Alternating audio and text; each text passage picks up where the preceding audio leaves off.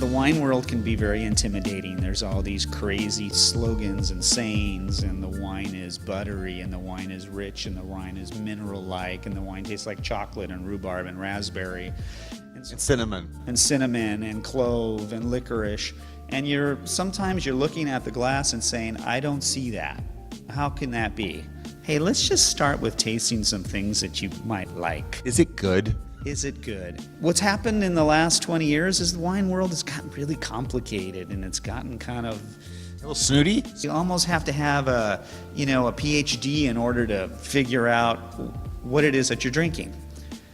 Well, we tend to take things a little bit differently here. We've been around a long, long time, and we say, let's taste some things. Try something different. Don't just drink Cabernet and Chardonnay and Sauvignon Blanc. There's a world of wines besides. Go crazy. Go crazy. Have fun.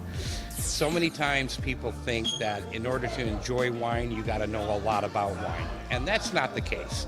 We make wine for every palate. We make sweet wine, we make award-winning dry wines, and what we try to teach them is how you go about tasting a wine and finding that right wine for you.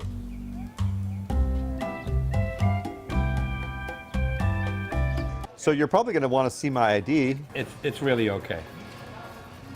Step 1, opening the bottle. Do you have to address the bottle or something? Well, what we do is Hi, bottle. we show people what we're going to pour. And in this case, what we're doing is we're going to be pouring a Petite Syrah, which is under our St. Simeon label. If you were to ever walk into a restaurant and order a bottle of wine, typically what will happen is the sommelier or the server will come and they'll present the bottle to you like this. You don't want to open the bottle in a sloppy fashion. I like to take my knife, place it right on the edge of the bottle, and just spin the bottle lightly and turn.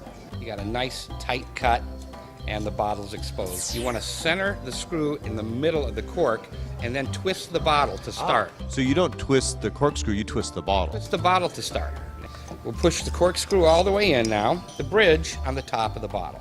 Pull straight up, and I don't like to rip it out and pop it. I like to ease it out. Smelling for vinegar or I'm smelling for like mold. If I smell that, then that gives me a good indication that the wine is bad or is corked. So is this why the sommelier will hand you the cork? Correct. Yeah, the sommelier will take the cork off, he'll hand it to you, and you will smell the cork. Okay, so step 2, pouring the wine. So when you're ready to pour the wine, simply pour it in, tilt, and twist. What are you doing right now? This is called aerating. And what you want to do is you want to aerate that wine so that the aromas and the flavors will begin to open up. Give it a little time to breathe. And it's not uncommon for like a real wine enthusiast who drinks a lot of wine to decant a bottle. Decanting is where you take the bottle, you put it into a large decanter, and you let it sit for 45 minutes to an hour. That will allow that wine to open.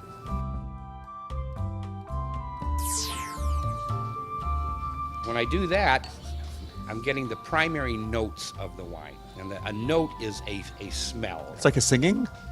Kind of like a singing. After you drink a little bit of this, you'll be singing a lot.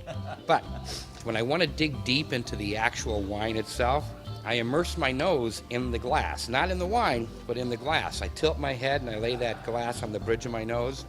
That way I can smell what's inside the wine. And I'm beginning to taste it without even putting the wine to my lips. What's that gurgling? What I'm doing is I'm introducing more oxygen to the wine. Continues to open up the flavors and the aroma, and all your taste buds are actually tasting what you just drank. So what is this, Dominic? This is called a dump bucket or a spit bucket. And what this is for is, let's say you sample a wine that you're not too keen of.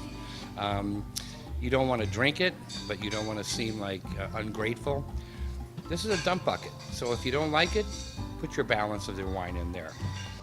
Do people actually ever spit into this? Yeah, occasionally we'll get people who come in who do a lot of wine tasting. And it's okay, it wouldn't be like, rude or anything? No, it's not rude at all. And plus, you have to be careful. If you're out doing a lot of wine tastings, you don't want to be driving, okay? Right. So, it's good to not consume the wine. Taste it. And that's what I would do. The great thing about working in a tasting room is that you have people who come in who are excited. They're excited to be here. They want to taste something different. I mean, I love to interact. I love to make people happy, make them laugh, but I also want them to leave with more information than what they had when they came in. Families come in, and we get calls all the time from people saying, hey, are kids allowed? Absolutely. And we give them samples of juice. Sparkling juice. Sparkling juice. So we import this in from Italy.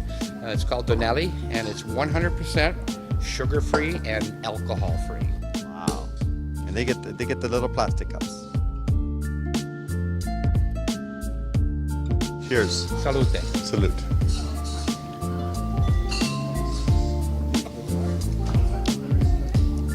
Is that wonderful or what?